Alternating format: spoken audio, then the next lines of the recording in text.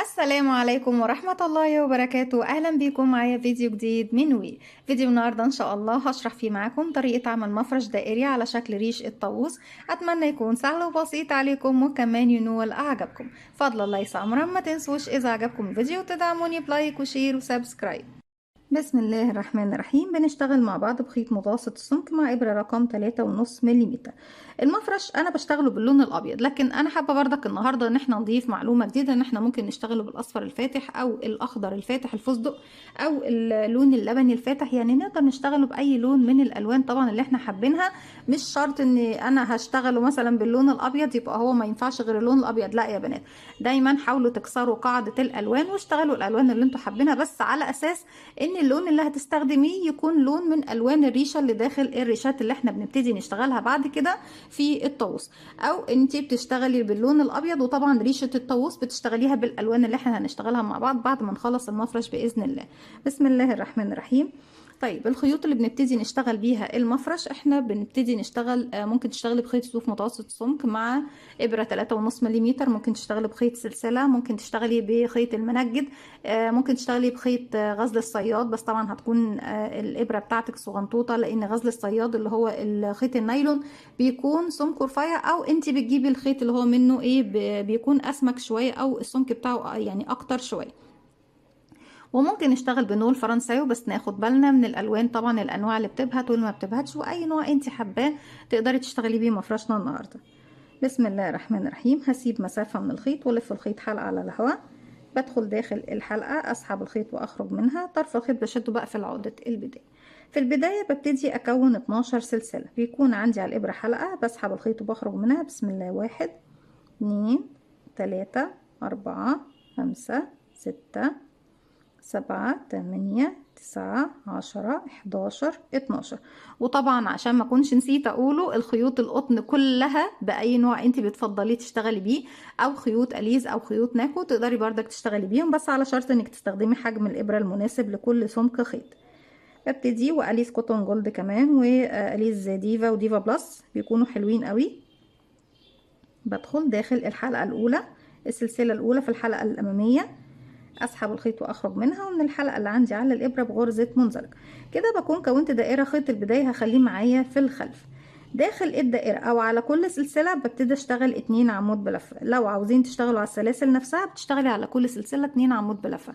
لو هتشتغلي داخل الدائره نفسها بيبقى في الاخر بتكوني 24 غرزه عمود بلفه. 1 2 سلسلة، ومش هعتبرهم اي حاجة من العدد، بيكونوا بس مجرد سلاسل ارتفاع سنادة تسند الشغل بتاعي. وبفضل دايما في كل اعمالي او في اغلبية اعمالي ان اشتغل بارتفاع السلسلتين دول اللي مش بعتبرهم اي عدد معايا من الغرز، وبعد كده ببتدي اشتغل الغرزة بشكل طبيعي. طيب نبتدي نشتغل بغرزة العمود بلفة. ازاي بشغلها؟ بتكون عندي على الابرة حلقة، بلف لفة واحدة، بدخل فراغ الاول في الحلقة الخلفية الباك لوب، اسحب الخيط واخرج معايا على الابرة 1 2 3، اسحب الخيط واخرج من حلقتين، يتبقوا 2، هسحب الخيط واخرج من حلقتين. وفي نفس السلسلة ببتدي تاني كمان عمود بلفة. ده لو انا بشتغل على السلسلة. طيب يا رندا، لو انا مش عايزة اشتغل على السلسلة بشتغل فين؟ ده اشتغل داخل الدائرة نفسها. انا كده يعتبر كونت 2 عمود بلفة، بلف الخيط وبنزل بقى من تحت السلاسل. ده لو انا مش عايزة اشتغل ايه على السلسلة. لو هشتغل على السلسلة باخد الحلقة الخلفية مع الخيط اللي هو طبعا خيط البداية، او لو مش هشتغل على السلسلة نفسها بشتغل داخل الدائرة بنفسها، بشتغل 24 غرزة عمود بلفة. بكمل كده السلسلة رقم 2 انكريز تزايد، يعني بشتغل فوق كل سلسلة مرتين، 1 كمان مرة 2، وبكمل لغاية ما بوصل لنهاية السطر. فوق كل سلسلة بشتغل 2 عمود بلفة. هكمل وارجع لكم. في نهاية السطر بقى معايا 24 غرزة عمود بلفة. هبتدي اسيب السلسلتين، وفوق اول عمود تحت الضلعين الامامي والخلفي بسحب بغرزة منزلق، اسحب الخيط واخرج من تحتهم من تحت الحلقة اللي عندي على الابرة. زي ما احنا شايفين سلسلتين الارتفاع بيخلوا لي دايما المكان البدايه والنهايه ما فيهوش فراغات، وده طبعا المقصود. ان انا لو اشتغلت في البدايه عمود بلفه الاولاني اللي احنا بنشتغله هيكون مجموعه سلاسل، يعني 3 سلاسل، هكون مضطره ان انا لما بقفل السطر بتاعي بغرزه منزلقه اقفلها في السلسله رقم 3. بالتالي بيكون شكل العمود مشدود ومش حلو، بيديني فراغ مش كويس. فانا عشان اتلاشى المساله دي فبشغل سلسلتين قبل ما ابتدي اشتغل العمود بتاعي بشكل طبيعي. هنبتدي نشتغل السطر دوت عبارة عن مجموعة من غرز حشو، وبعد كل غرزة حشو 5 سلسلة. هرتفع سلسلة ارتفاعي لغرزة الحشو، وبدخل في الفراغ الأول ابتدي أكون غرزة حشو. ازاي بكونها؟ بيكون عندي على الإبرة حلقة، مش هنلف الخيط بقى على الإبرة لأن غرزة حشو اسمها غرزة ساقطة، يعني ما بلفش الخيط على الإبرة. بدخل فراغي، هسحب الخيط وهخرج معانا على الإبرة حلقتين، بسحب الخيط وأخرج منهم بغرزة حشو. هرتفع 5 سلسلة بعد كل حشو. بسم الله، 1 2 3 4 5. هسيب من تحت فراغ، يعني ده الفراغ اللي اشتغلت فيه الحشو، هسيب بعده فراغ واروح للي بعده اشغل غرزة حشو. تاني برتفع 5 سلسلة، 1 2 3 4 5.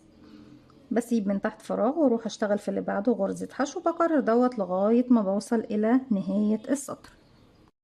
في نهاية السطر وفي آخر 5 سلسلة مش هشتغلهم 5 سلسلة، وهنعمل خطوة مختصرة بحيث ان احنا نشتغل بالطريقة اللي هنشوفها دلوقتي تخلينا نكون فوق منتصف الفراغ اللي فوق بدون ما ارتفع اي حاجة او بدون ما امشي بمنزلقة. يعني انا لو هشتغل بالشكل التقليدي هشتغل 5 سلسلة واروح اقفل فوق غرزة الحشو دي بمنزلقة، وامشي بمنزلقة لغاية ما اوصل للسلسلة رقم 3 وابتدي السطر بتاعي. لا، انا مش عايزة اشتغل الخطوات دي كلها، وهنختصرها بخطوة واحدة بس، اني اشتغل من ال5 سلسلة سلسلتين، 1 2، وارجع اشتغل عمود بلفة فوق غرزة الحشو الاولى طبعا اللي احنا اشتغلناها عندنا في السطر ده.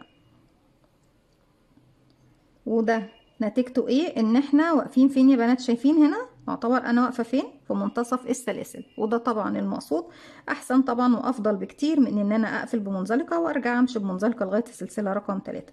يبقى انا ابتديت سطر هنا بالشكل ده زي ما احنا شايفين، والشكل مفيش فيه اي اختلاف تماما. سلسله واحده بس ارتفاع، وبنزل في الفراغ طبعا عندي في المنتصف هنا اشغل غرزه حشو. كده ابتديت السطر بتاعي زي ما احنا شايفين بكل بساطة وكل سهولة بانتهاء السطر اللي هو طبعا اللي قبله. هشتغل بدل ما كنت بشتغل 5 سلسلة هشتغل هي بنفس الطريقة، بس 7 سلسلة وحشو في منتصف السلاسل. 1 2 3 4 5 6 7. وهاجي هنا عند السلاسل بعد 1 2 ورقم 3، بسحب منها الحلقة الأمامية بخليها تحت الإبرة، وبرفع على الإبرة الحلقتين الخلفية والمطب وأشغل فوقيهم غرزة حشو. ارجع تاني بكرر 7 سلسلة. بسم الله، 1 2 3 4 5 6 7. نبتدي نروح للسلاسل الخمسة، يا اما انك تشغلي من تحت كده او تشغلي على السلسلة التالتة نفسها. 1 2 رقم 3، ببتدي ارفع حلقة امامية وانزلها لتحت وارفع الحلقتين الخلفها واشتغل من فوقيهم غرزة الحشو، وبكرر دوت لغاية ما بوصل الى نهاية السطر. في نهاية السطر بكرر الخطوة اللي احنا اشتغلناها في السطر اللي فات بس مع زيادة السلاسل طبعا زي ما احنا شايفين. بدل ما كنت هشتغل 7 سلسلة وامشي بمنزلقة لغاية المنتصف، لا، ونقفل عفوا بمنزلقة وبعد كده امشي بمنزلقة لغاية المنتصف، لا، هنعمل ايه؟ هنشغل 1 2 3 سلسلة واشتغل عمود ب2 لف. الف الخيط على الابرة مرتين، وفوق غرزة الحشو الاولى ببتدي ادخل اشغل عمود ب2 لفه. اسحب الخيط واخرج معايا على الابره 4 حلقات، بسحب الخيط واخرج من 2 يتبقوا 3، اسحب الخيط واخرج من 2 يتبقوا 2، هسحب الخيط واخرج منه. كده بردك احنا عملنا حيله بحيث ان احنا واقفين على طول مباشره فوق الفراغ اللي في المنتصف. يعتبر عندي هنا دي سلسله اول مكان اللي في المنتصف عند ايه؟ حرف الفي لغرزه العمود ب2 لفه.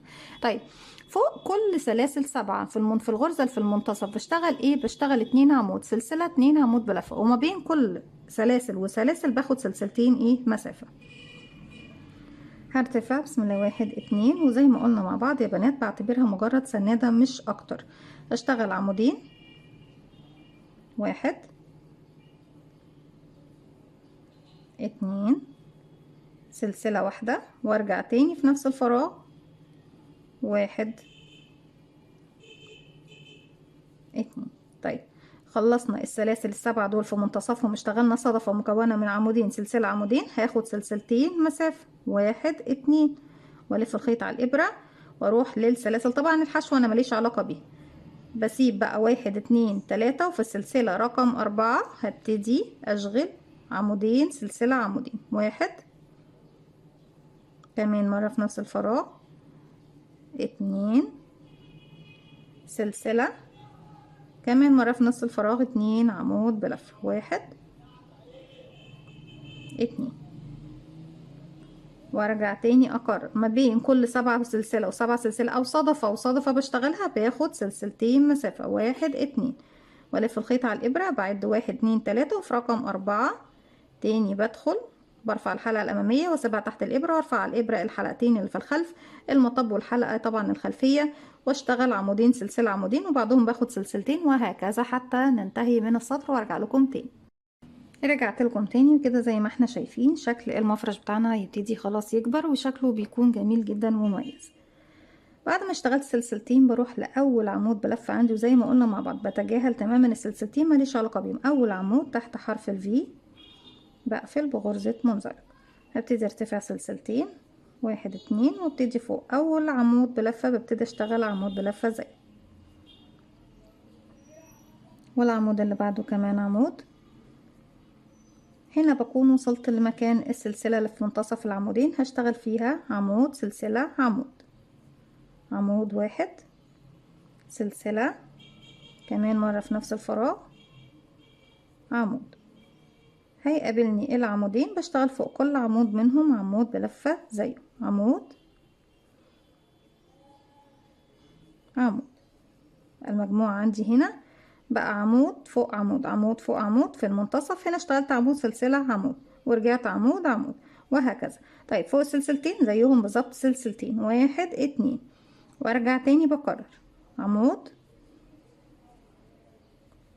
على العمود الاول، عمود على العمود التاني، داخل السلسلة بكون عمود سلسلة عمود، سلسلة كمان مرة عمود، وارجع اشتغل عمود على العمود اللي بعدهم وعمود على عمود رقم 2 من جهة اليسار، السلسلتين فوقيهم سلسلتين، 1 2 وبكرر دوت لغاية ما بوصل الى نهاية السطر. رجعت لكم تاني زي ما احنا شايفين السطر بتاعنا قفل بقى بسلسلتين، ببتدي اقفل فوق اول غرزة عمود بلفة اشتغلتها بغرزة منزلق. السطر اللي جاي وبعد منه سطرين كمان بشتغلهم بنفس الطريقة، يعني السطر رقم احنا عندنا كده اشتغلنا 1 2 3 4 5 6 و7 و8، الثلاث سطور دول بشتغلهم بنفس طريقة السطر اللي فات، اني اشتغل سلسلتين وفوق كل عمود يقابلني غرزة عمود بلفة زيها. انا هنا اللي هيقابلني 1 2 3 و1 2 3 وسلسلة في المنتصف، فوق التلاتة عمود بشتغل 3 عمود، 1 2 3 فوق السلسلة في المنتصف اشتغل عمود سلسلة كمان مرة في نفس الفراغ عمود، وارجع الثلاث اعمدة اللي في اليسار جهة اليسار عمود عمود عمود، فوق سلسلتين بيكون زيهم بالظبط سلسلتين، 1 2 وارجع اكرر عمود عمود عمود فوق السلسلة في المنتصف، عمود سلسلة عمود، ارجع عمود عمود عمود فوق السلسلتين سلسلتين زيهم. طيب السطر اللي جاي هنشتغل ايه؟ 1 2 3 4 عمود، فوق 4 عمود وفوق السلسلة عمود سلسلة عمود واربعة عمود وبعد كده سلسلتين فوق السلسلتين.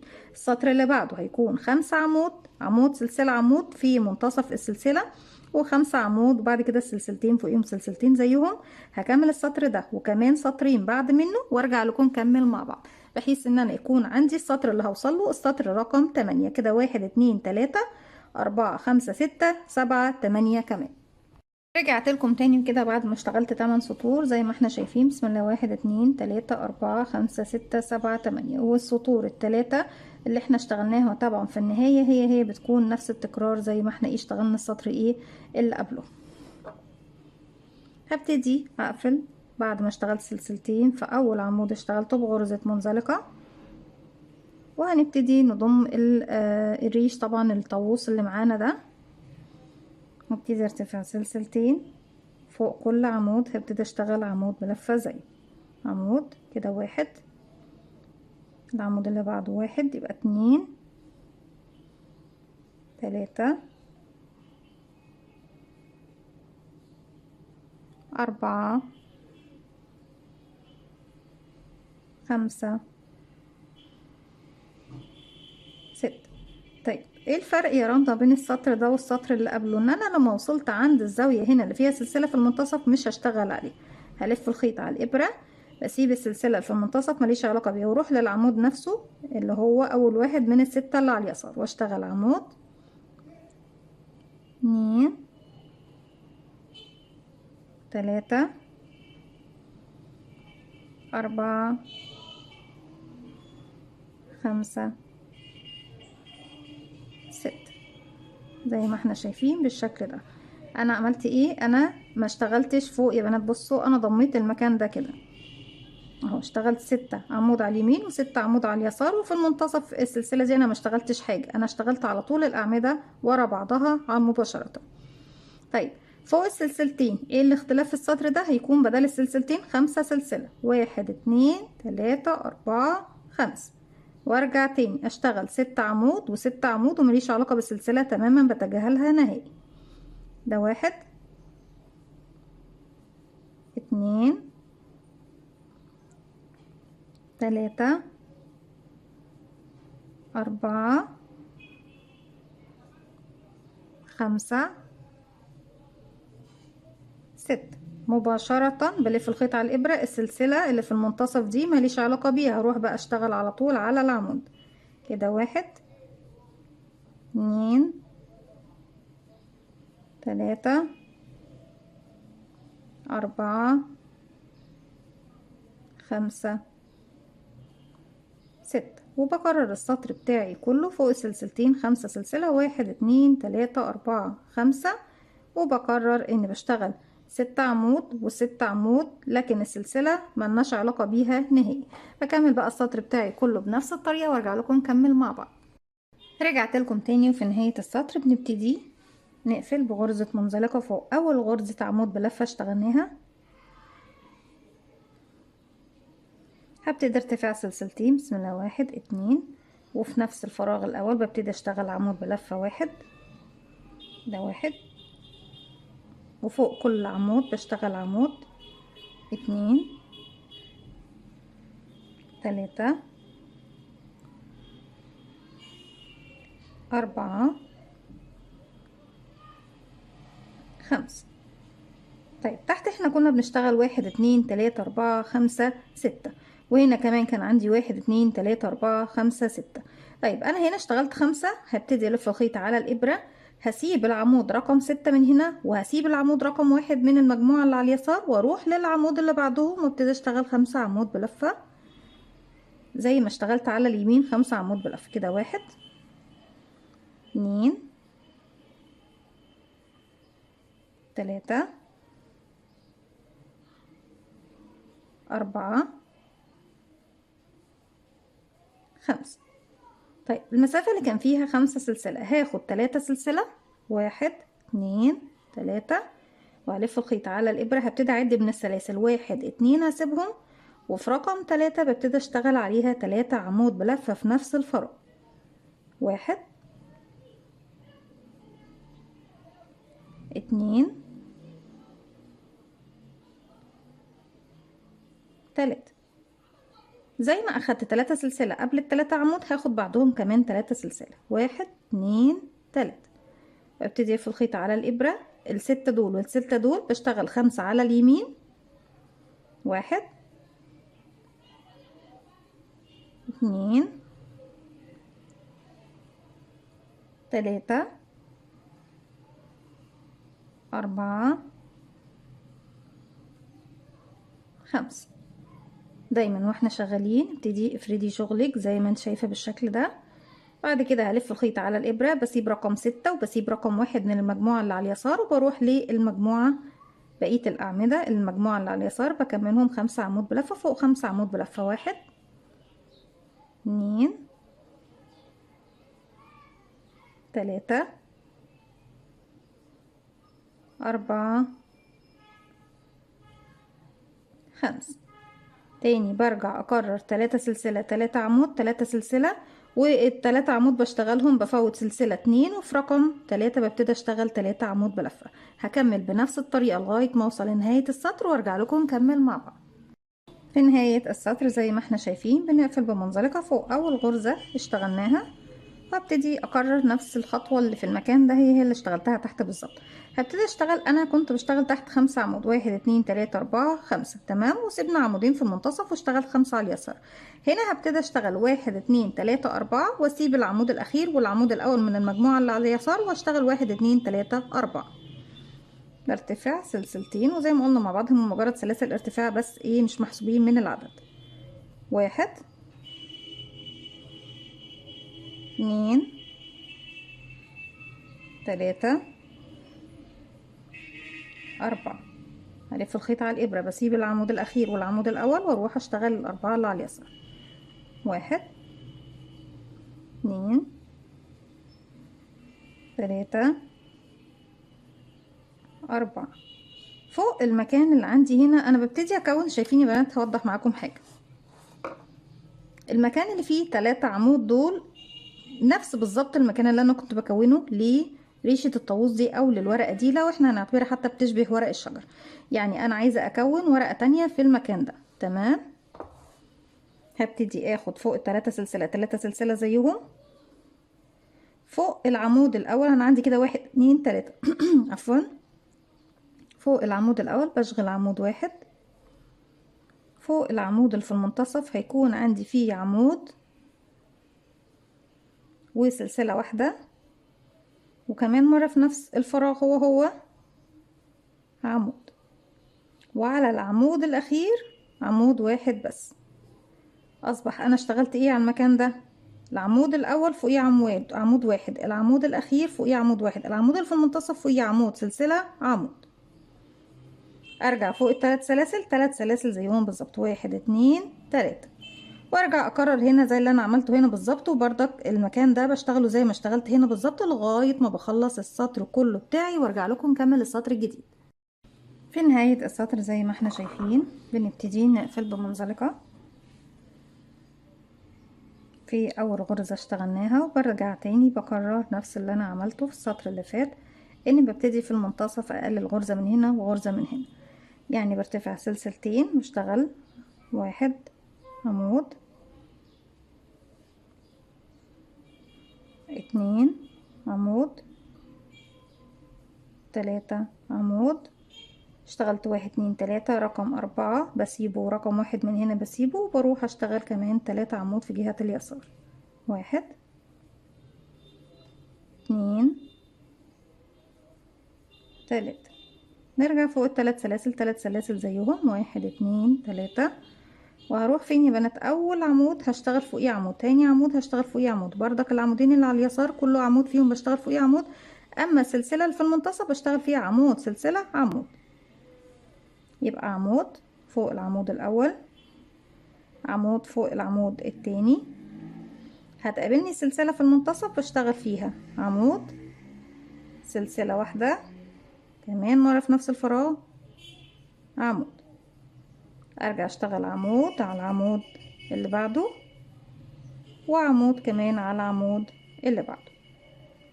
اصبح معايا زي ما احنا شايفين العدد 3 عمود سلسلة 3 عمود بلفة. طيب قبل ما نروح بقى نكمل المجموعة اللي بعدها بنفس الطريقة دي اللي احنا اشتغلناها في المجموعة الاولى دي، هشتغل 3 سلسلة 1 2 3، وارجع اشتغل تاني 1 2 3 عمود، هسيب ده وده واروح اشتغل 1 2 3 عمود، وبكرر فوق المنطقة دي نفس اللي انا عملته هنا، وبكرر دوت لغاية ما اوصل لنهاية السطر. في نهاية السطر بنبتدي نقفل بمنزلقة فوق أول عمود اشتغلناه، وارتفع سلسلتين 1 2، وابتدي اشتغل فوق أول عمود عمود، والعمود اللي بعده عمود.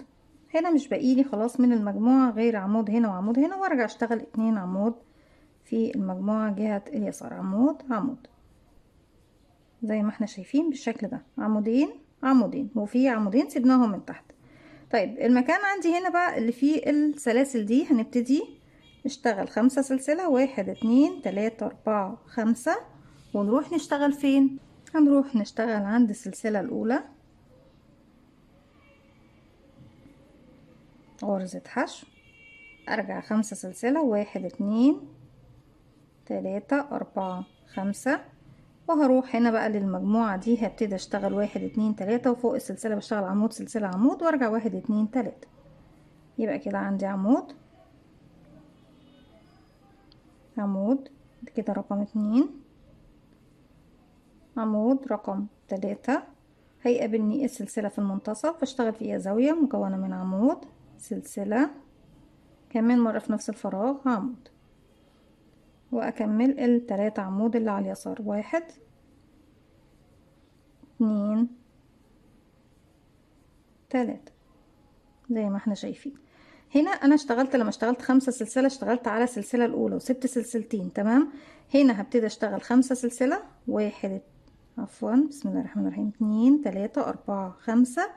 المرة دي بقى مش هشتغل في السلسلة الاولى، لا هسيب 1 1 2 وهروح لرقم 3 اخر سلسلة واشغل غرزة حشو، ارجع 1 2 3 4 5، وهبتدي اروح اشتغل عمودين عمودين، 1 2، بسيب 1 2 وبشتغل 1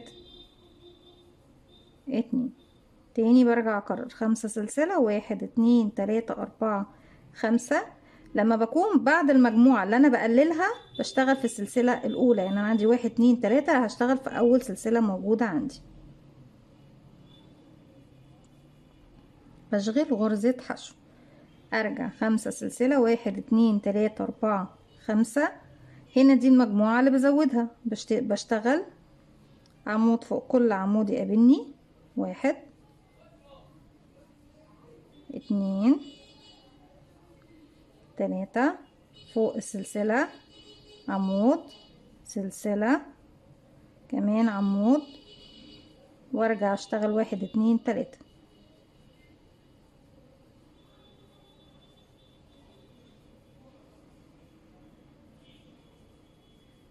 هنا دي بعد المجموعة اللي بزودها ببتدي اشتغل في انهي سلسلة يا بنات؟ في السلسلة رقم 3.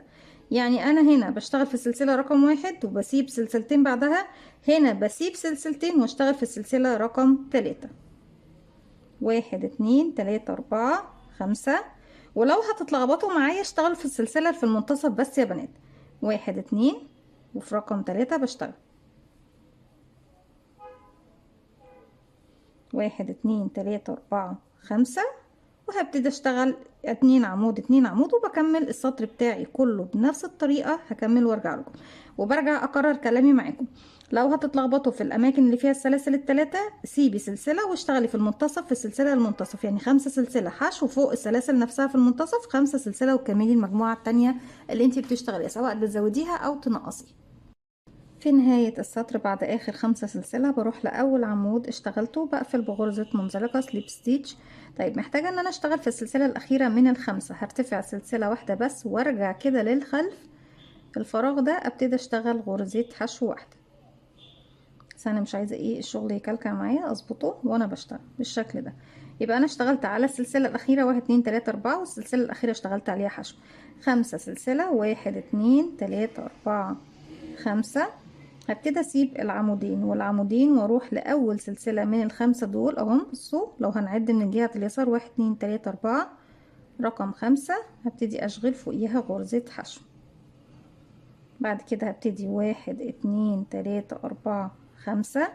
انا عندي هنا المجموعة دي ببتدي اعد بقى من هنا 1 2 3، في رقم 3 ببتدي ادخل اشغل غرزة حشو 1 2 3 4 5، وهبتدي اروح اشتغل المجموعة بتاعتي. اصبح عندي الفراغات زي ما احنا شايفين، اصبح عندنا الفراغات هتزيد طبعا، هنا بدل ما كانوا 2 هيزيدوا، وعندي كمان فراغ باضافي اللي هو بيكون فوق العمودين والعمودين اللي احنا طبعا كانوا عندي بنقصهم. هبتدي اروح اشتغل على الاعمدة دي طبعا مكان الزيادة، فببتدي اكمل زيادتي 1 2 عمود على كل عمود، 3 4. لما وصلت لزاوية سلسلة الزاوية بشتغل فيها عمود اللي هو بيكون بالنسبة لي رقم 5 سلسلة، وعمود تاني في نفس الفراغ اللي هو بيكون أول واحد من ال5 اللي على اليسار، 1 واشتغل على الاربعة الباقيين. 2 3 4 5. ارجع 1 2 3 4 5 سلسلة. وهنروح فين يا بنات؟ شايفين انا هسيب سلسلتين، وفي رقم 3 بشتغل غرزة حشو. 5 سلسلة. 1 2 3 4 5. هسيب فين بقى؟ انا عندي هنا السلاسل اللي بعدهم اللي هي بتعتبر قبل المكان اللي بعمل فيه اختصار. هسيب، انا عندي هنا في الخمسة دول بسيب 1 2 3 ورقم 4، لا عفوا كده، 1 2 3 4، وفي رقم 5 ببتدي اعمل غرزة حشو. 1 2 3 4 5.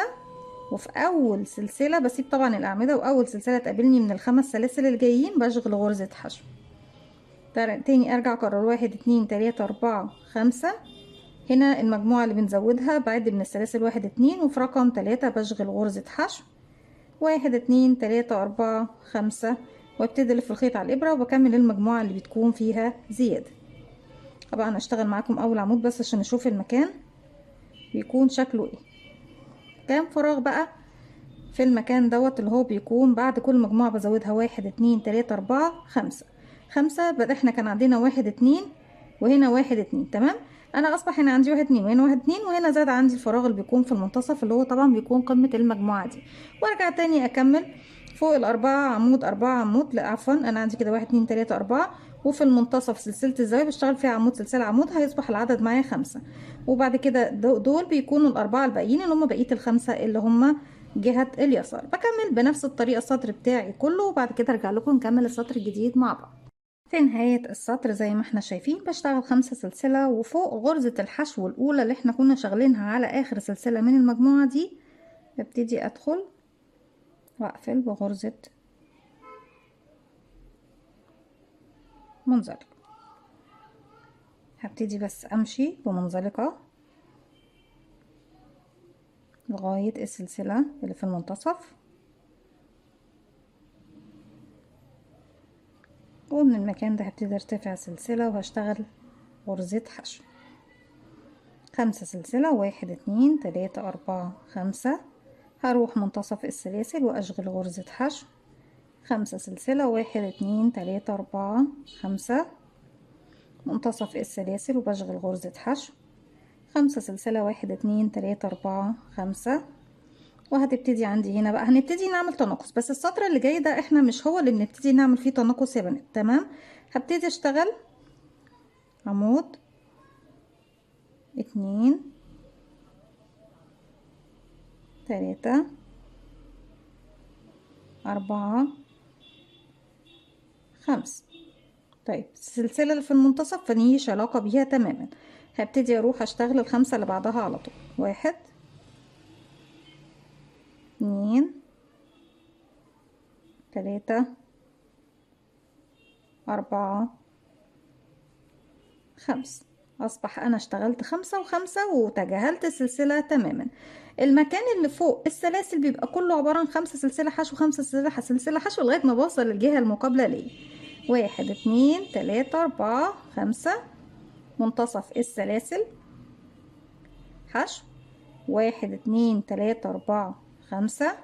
منتصف السلاسل حشو، ده الفراغ رقم 2 اللي فيه 5 سلسلة. 1 2 3 4 5. حشو في المنتصف، ده الفراغ رقم 3. 1 2 3 4 5. حشو في المنتصف، وده الفراغ رقم 4. 1 2 3 4 5. حشو في المنتصف، ده الفراغ رقم 5. 1 2 3 4 5، وده السلاسل الخمسة دول هم الفراغ رقم 6. وارجع تاني اشتغل 5 عمود و5 عمود مباشرة واتجاهل السلسلة تماما، وبكمل بنفس الطريقة لغاية ما بوصل الى نهاية السطر. وبالشكل ده زي ما احنا شايفين، بصوا لما بفرد شغلي بيكون عندي الريشة دي خلاص اتقفلت، وبنبتدي كده خلاص الريش اللي احنا ابتدينا اضفناه جديد بنبتدي بردك نقفله في المراحل اللي جايه. في نهاية السطر بنبتدي نشتغل اخر 5 سلسلة. بشتغل سلسلتين 1 2 والف الخيط على الابرة، واروح فوق غرزة الحشو اللي اشتغلناها في بداية السطر اشغل فوقيها غرزة عمود بلفة 1.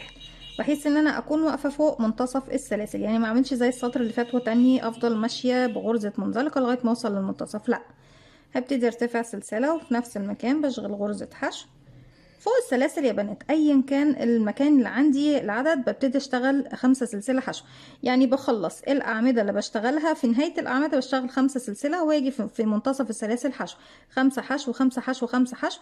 قبل ما ببتدي اشتغل الاعمده بشتغل 5 سلسله، 1 2 3 4 5،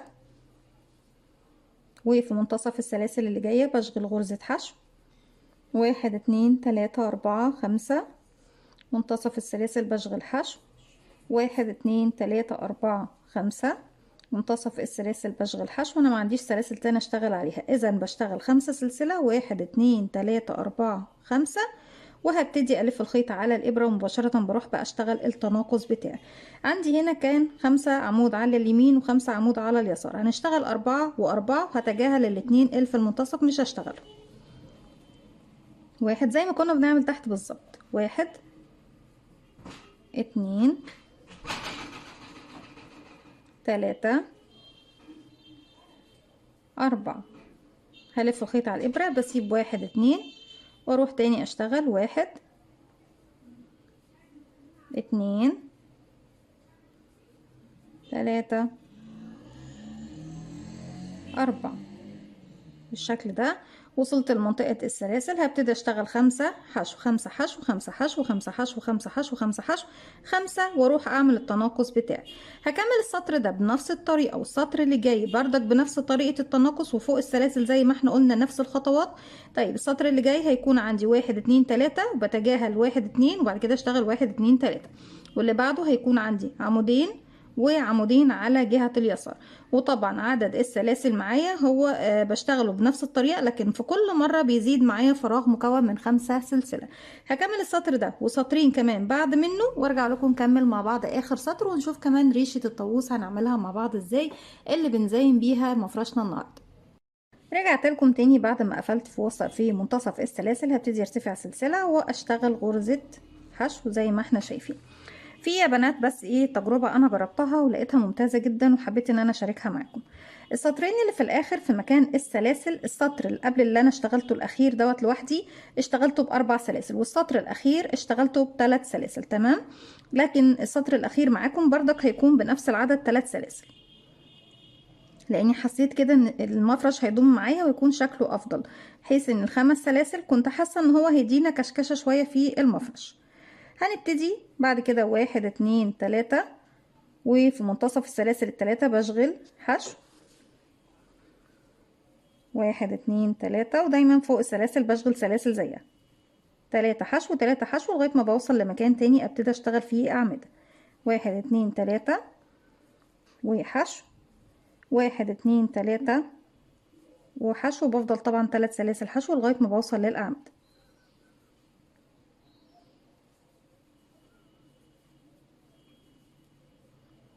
كده وصلنا العمودين عفوا والعمودين اللي جنبي.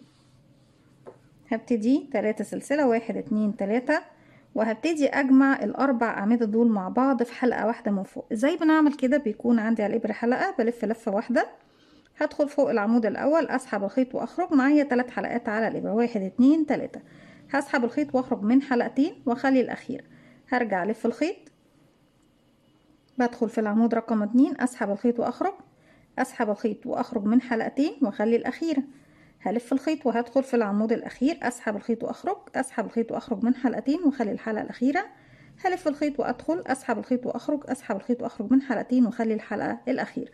اصبح معايا كده الحلقة اساسية، والحلقات الاربعة للاربع اعمدة اللي اشتغلتهم لغاية نصهم هلف الخيط واخرج من الحلقات كلها مرة واحدة. بعد ما خلصت شغلي ببتدي ارتفع 1 2 3 سلسلة، وهبتدي اكرر تاني مسألة الحشو سلاسل حشو سلاسل حشو سلاسل. طيب عندنا اختيارات، اما انك تشتغلي بال5 سلسلة لكل السطور زي ما احنا طبعا كنا قايلين في بداية الشغل، او انك تغيري التغيير اللي انا عملته ان انا بشتغل السطر اللي هو اللي فات ده كان 3 واللي قبله كان 4 سلسلة والاخير برضك كان 3 سلسلة. طيب ايه التغيير التاني واللي ممكن كمان يدينا حجم اكبر للمفرش بدون ما انا اكبر سمك الخيط؟ انك تشتغلي بغرزة العمود باتنين لفة. يعني ما تشتغليش بغرزة العمود بلفة واحدة، لا، المفرش كله هيكون بغرزة العمود باتنين لفة. 3 سلسلة وحشو، 1 2 3 حشو، 1 2 3 حشو، 1 2 3 حشو، 1 2 3 حشو، 1 2 3 حشو، 1 2 3 حشو، وهكذا 1 2 3 سلسلة وحشو فوق السلاسل الأخيرة. وهنا وصلنا للأعمدة. قبل الأعمدة 1 2 3 سلسلة، وابتدي أجمع الأربع أعمدة مع بعض. 1 2 3 4 5 حلقات. هسحب الخيط واخرج منهم كلهم مع بعض. 3 سلسلة، 1 2 3، وببتدي اكمل السطر بتاعي كله بنفس الطريقة.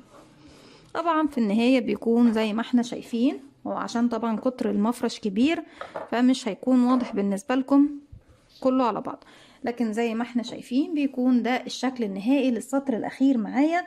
وبعد كده ببتدي اشتغل الريشة بتاعتي. بنبتدي نشتغل الريشة. الألوان اللي بتكون موجودة عندنا في الريشة اللون الكحلي، الأخضر الفستقي أو الأخضر الفاتح، عندك اللون التركواز أو اللبني، عندك اللون الأبيض، وعندك اللون الأخضر اللي هو بيكون برسيمي أو الزيتي أو أي لون من الأخضرات طبعا المتوفر عندك. لكن بتتكون الريشة معانا من 5 ألوان. أنا بس علشان محبتش أشتغل معاكم بالكحلي فهغير وهضيف اللون البنفسج، وممكن كمان على فكرة انتوا تشتغلوا باللون البنفسج لأني بتكون موجودة من درجات ريشة الطاووس من نفس سمك الخيط. وببتدي اكون 24 ريشه، وبعد كده بعد ما بخلصهم وبقوم بتنظيفهم بابره التنظيف ببتدي اثبتهم بالخيط والابره في الماكن اللي احنا هنشوفه دلوقتي مع بعض. بثبت ريشه بيكون طبعا الجدر بتاعها هنا، وريشه نفسها بتكون في المكان اللي فيه السلاسل، مكان السلاسل هنا، وريشه التانية بتكون هنا فوق اللي هي طبعا المكان ده اللي احنا كنا اضفناه الاماكن دي. يعني ريشه هنا وريشه هنا، ريشه هنا وريشه هنا. ريشه بتكون نازله عندي لتحت، وريشه بتكون عندي طالعه لفوق. تمام. بسم الله الرحمن الرحيم. ببتدي اجيب اللون البنفسج او الكحلي زي ما انتوا حابين، بسيب منه مسافه، وعلى 2 من الاصابع ابتدي اكون دائره سحريه، الف الخيط وارجع للخلف واجي تاني للامام، بجيب الخيط عكس بعض بشكل حرف الاكس وارجع تاني للخلف، الف ايدي الناحيه التانية. اتكون عندي حلقتين، بنزل تحت الحلقه الاولى وبسحب من تحتها الحلقه التانية، الف ايدي الناحيه التانية واخرج واحده واحده الخيط من على ايدي. تأكد ان طرفين الخيط داخل الدائرة السحرية. طرف خيط البداية بتحافظ عليه يقفلك الدائرة السحرية في النهاية، اما طرف الخيط المتصل بالشلة ابتدي ارفعه على ايدي عشان اعرف اشتغل. مش هقدر اشتغل داخل الدائرة قبل ما اقفلها ازاي؟ بيكون عندي على الابرة حلقة، هسحب الخيط واخرج منها بغرزة سلسلة، وهرتفع كمان سلسلة، وهعتبر سلسلة التقفيل والسلسلة اللي فوقيها مجرد سلاسل ارتفاع فقط لا غير، مش هتكون محسوبة معايا من العدد. هبتدي اشتغل 8 عمود بلفة، 1 2 3 4 5 6 7 8. حاسة ان الدائرة السحرية واسعة شوية، شد خيط البداية ضيقي مركز او سنتر الدائرة.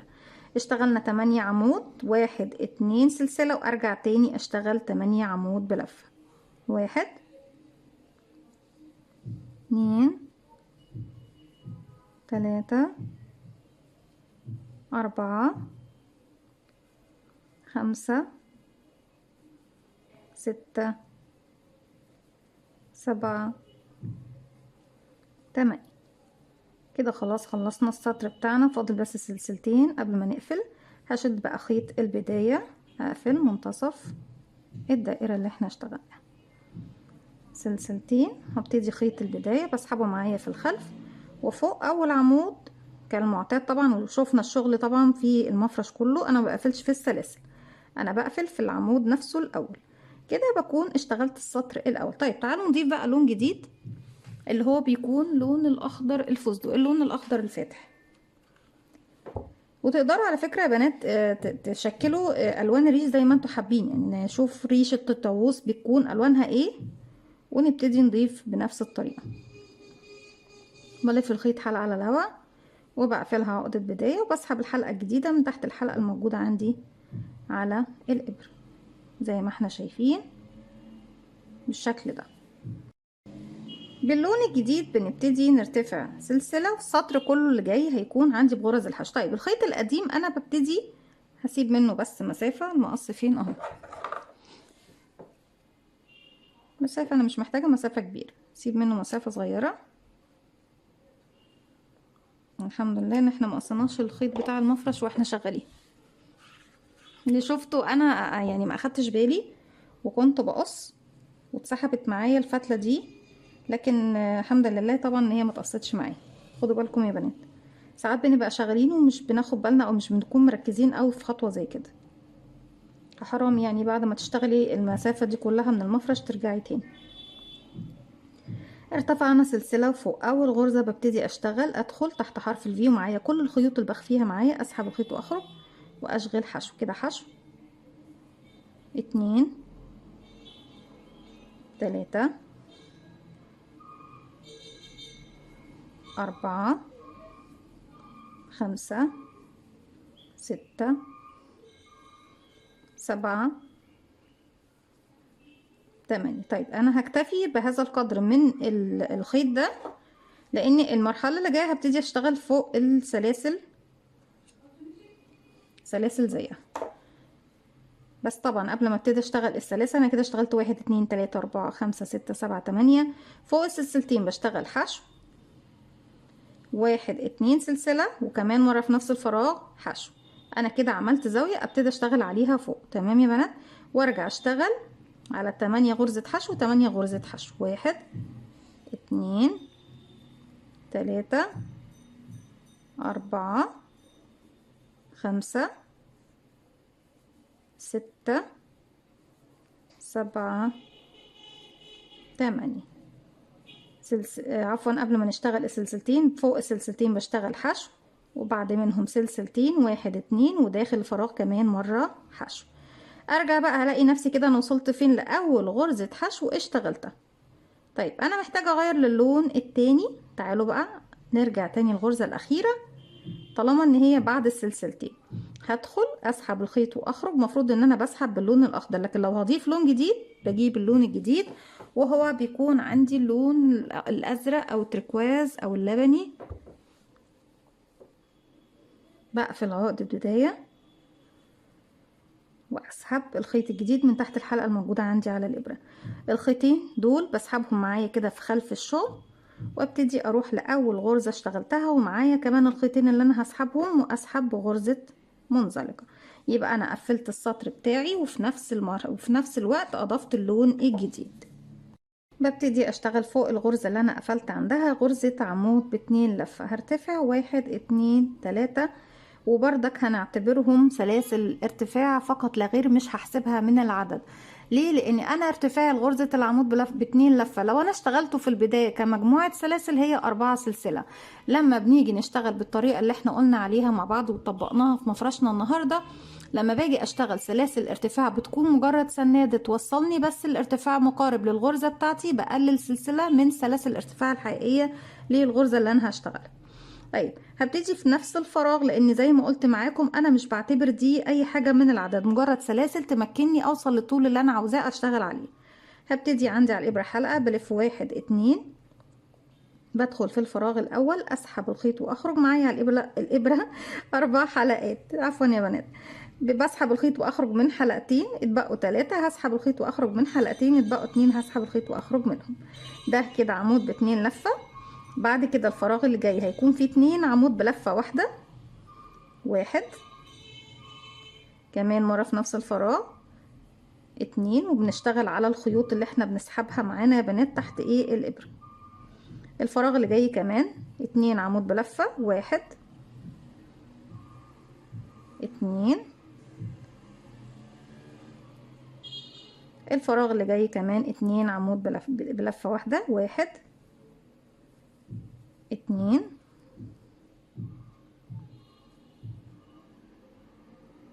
هي دي، لا مش دي الغرزة اللي انا عايزة اشتغل فيها، عفوا يا بنات سامحوني. احنا مش هنبتدي بالعمود ب2 لفة، لان العمود ب2 لفة هيكون مكانه في الغرزة اللي هي ايه، رقم 2 من الزاوية. هنا هيكون عندي 2 عمود بلفة واحدة. بعتذر. يبقى كده وصلت السلاسل لسلسلتين و2 عمود في نفس الفراغ. 1 2 وارجع اللي بعدها 1 2 والفراغ التالت بردك فيه 1 2 عمود. طيب الثلاث فراغات اللي جايين 1 2 3 كل غرزة فيها واحد بس نصف عمود. ازاي بشتغل غرزة النصف عمود؟ بيكون عندي على الابرة حلقة، بلف لفة واحدة، بدخل فراغي، اسحب الخيط واخرج. معايا 3 حلقات، هسحب الخيط واخرج منهم التلات. كده 1 واللي بعدها غرزة واحدة، واللي بعدها كمان رقم 3 غرزة واحدة. طيب نرجع، عندي هنا اتبقى لي 1 2 3 بردك هشتغل عليهم 3 حشو. 1 2 3. وصلت للسلسلتين، داخل السلسلتين ببتدي اشتغل حشو 1 2 سلسلة حشو في نفس الفراغ. ارجع اشتغل على غرزة الحشو اللي جاية حشو، بكرر اللي انا عملته على الجهة دي يا بنات، واللي بعدها حشو، واللي بعدها حشو نصف عمود، هاف دبل كروشيه، هاف دبل كروشيه، نصف عمود في الغرزة اللي بعدها، هاف دبل كروشيه في الغرزة اللي بعدها، تو دبل كروشيه يعني غرزتين عمود بلفة. 1 كمان مرة 2 تو دبل كروشيه يعني في نفس الفراغ 2 عمود بلفة. 1 كمان مرة 2 تو دبل كروشيه يعني 2 عمود بلفة في نفس الفراغ. 1 2. طيب الغرزتين بقى الباقيين عندي هنا بالاضافة للسلسلتين الموجودين عندي في المنتصف، واحدة فيهم هتكون بقى عمود ب2 لفة، يعني بلف الخيط على الابرة مرتين، بدخل في الغرزة دي اشتغل عمود ب2 لفة. 1 مرة 2 3 مرات، بسحب الخيط من حلقتين من على الابرة، هلف الخيط مرتين على الابرة. فوق السلسلتين بشتغل عمود ب2 لفة. 1 سلسلتين 1 2 كمان عمود ب2 لفة في نفس الفراغ، وارجع عمود ب2 لفة في الغرزة اللي طبعا كنت المفروض ان هي انا اشتغلتها معاكم في الاول. بعتذر طبعا لان ايه ممكن اكون لخبطتكم معايا، عفوا سامحوني. بكده بكون خلصت خلاص اللون ده. طيب انا محتاجة بس ارجع حلقتين من العمود اللي هو ب2 لفة الاخير، نرجعه كله عشان تشوفوه معايا من الاول ازاي بغير اللون في العمود ب2 لفة. بلف 1 2 بدخل فراغي الاخير، اسحب الخيط واخرج، اسحب الخيط واخرج من حلقتين، اسحب الخيط واخرج من حلقتين. في اخر حلقتين بيكونوا موجودين معايا في على الابرة هبتدي اضيف اللون الجديد. احنا بعد ما بنشتغل بنضيف اللون الابيض في المرحلة دي، وزي ما قلنا من البداية هو مفرشي كله بيكون اساسا باللون الابيض، وانا بس حبيت اعمل معاكم تغيير. بقفل عقدة البداية وبسحب الحلقة الجديدة بالشكل ده، وهروح لأول غرزة اشتغلناها ونقفل بغرزة منزلقة زي ما احنا شايفين. السطر اللي جاي كله بغرز الحشو، يعني معنديش اي مشكلة فيه خالص. غرزة حشو فوق كل غرزة حشو بتقابلني بارتفاع سلسلة، وفي نفس الفراغ اللي انا ابتديت منه او قفلت فيه بغرزة منزلقة بشغل غرزة حشو، وفوق كل غرزة بتقابلني بشغل غرزة حشو واحدة لغايه ما اوصل لغايه فين، لغايه ما اوصل للسلسلتين، سواء السلسلتين اللي على اليمين او السلسلتين اللي على اليسار. حشو حشو حشو حشو حشو. والسطر اللي جاي كمان على فكره كله هيكون بغرز الحشو، بس بيكون فيه اضافه ان احنا بنشتغل بعد كل يعني في ثالث غرزه حشو بنشتغلها السطر اللي جاي ببتدي اشتغل غرزه بيكوت مكونه من 3 سلسله. كده حشو حشو. طبعا الشغل مش هيضم معانا، لاني لما باجي بوصل لمكان الزاويه اللي فيها سلسلتين ببتدي اعمل تزايد، ان انا بشتغل في الفراغ مرتين بالاضافه للسلاسل. كده وصلت للغرزه الاخيره، وصلت للسلسلتين، هشتغل حشو سلسلتين وكمان حشو، وابتدي اشتغل على كل الغرز غرزه حشو لغايه ما اوصل للسلسلتين اللي جايين. كده بكون وصلت للسلسلتين. بشغل حشو سلسلتين، 1 2، وكمان حشو في نفس الفرع، وارجع على كل غرزة خلاص تقابلني غرزة حشو، حشو حشو كده. خلاص ما عنديش فراغات تاني. وفي اخر حشوة ابتدي تاني زي ما احنا طبعا متعودين نبتدي نغير للون الاخير. اللون الاخير يا بنات يعني انا افضل تشتغلوا باللون الاخضر، هو مش متوفر معايا دلوقتي طبعا، انا هنزل اشتريه.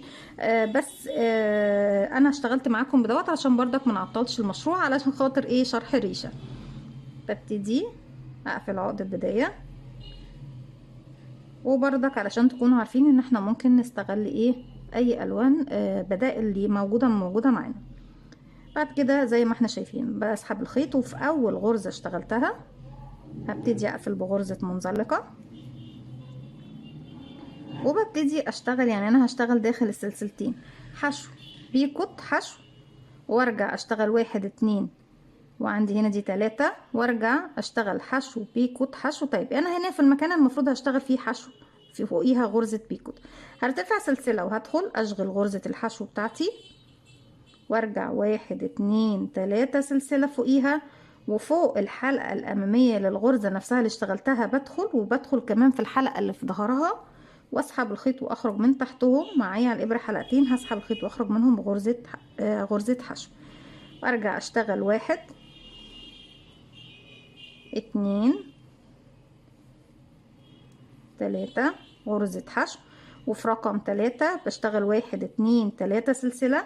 هدخل بحاول اقرب يا بنات في الحلقة الأمامية من الغرزة، والحلقة اللي داخل جسم الغرزة نفسها اسحب الخيط واخرج من تحتهم، ومن تحت الحلقتين دول بسحب الخيط واخرج، وكده بكون شغلت غرزة حشو. وبكمل بالشكل دوت. انا دي الفراغ اللي جاي اهو، 3 حشو، 1 2 3 وبيكوت لغاية ما بوصل لمكان السلسلتين وارجع لكم. عفوا يا بنات، انا رجعت غرزة البيكوت اللي فاتت وهشتغل مكانها بس غرز حشو. يعني انا بصوا اشتغلت 1 2 3، وهشتغل من هنا كمان هكون في عندي غرزة بيكوت، وهنا هيكون 1 2 3 بيكوت بس. اما هنا بعد ما اشتغلت غرزة البيكوت دي بعد 1 2 3 4 5 6 7. طيب وصلت هنا لسلسلتين الزاوية، خلاص الخيط الابيض دوت انا هقصه لاني خلاص اشتغلت عليه كفاية. هبتدي الف الخيط على الابرة وبدخل داخل الزاوية اعمل غرزة عمود بلفة 1. بعد كده هشتغل 25 سلسلة، 1 2 3 4 5 6 7 8 9 10 11 12 13 14 15 16 17 18 19 20. وطبعا مش شرط ان احنا نشتغل بنفس العدد دوت، انا بس كل اللي انا محتاجاه ان انا بشتغل لغاية ما اوصل، بصوا لغاية ما اوصل للمكان ده عندي. فانا شايفة ان كده كافي خلاص، مش محتاجة اشتغل اكتر من 20 كمان، على حسب سمك الخيط بتاعك. لو بتشتغلي بخيط رفيع ممكن ال25 هتكون مظبوطه معاكي. طيب سلسله، وهبتدي وتكون دي طبعا ارتفاع لغرزه الحشو، هبتدي فوق كل غرزه سلسله اشتغل غرزه حشو واحده في الجهه المقابله. 1 2 3 4 5 6 لغايه ما بوصل للنهايه هنا. رجعت لكم تاني بعد ما خلصت 20 غرزة حشو على 20 سلسلة. ببتدي يا بنات اروح اشتغل عمود بلفة داخل السلسلتين بتوعي زي ما احنا شايفين، بيكون ده طبعا الجزء اللي تحت هنا من الريشة. نرجع تاني 7 غرزة حشو كده، 1 2 3 4 5 6 7. والغرزة اللي جاية رقم 8 هبتدي اشتغل فوقيها تاني غرزة بيكوت، 1 2 3 واقفلها بغرزة بيكوت، ارجع 3 حشو، 1 2 3 فوقيها بيكوت، 1 2 3 واقفلها، ارجع 3 1 2 3 فوقيها بيكوت، 1 2 3 وارجع 1 2 3.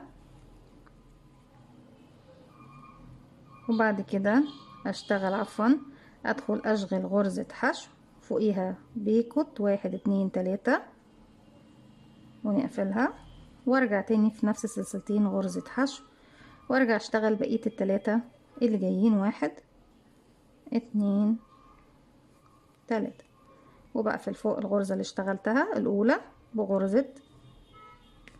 بسم الله الرحمن الرحيم، الخيط عمال يتشد مني.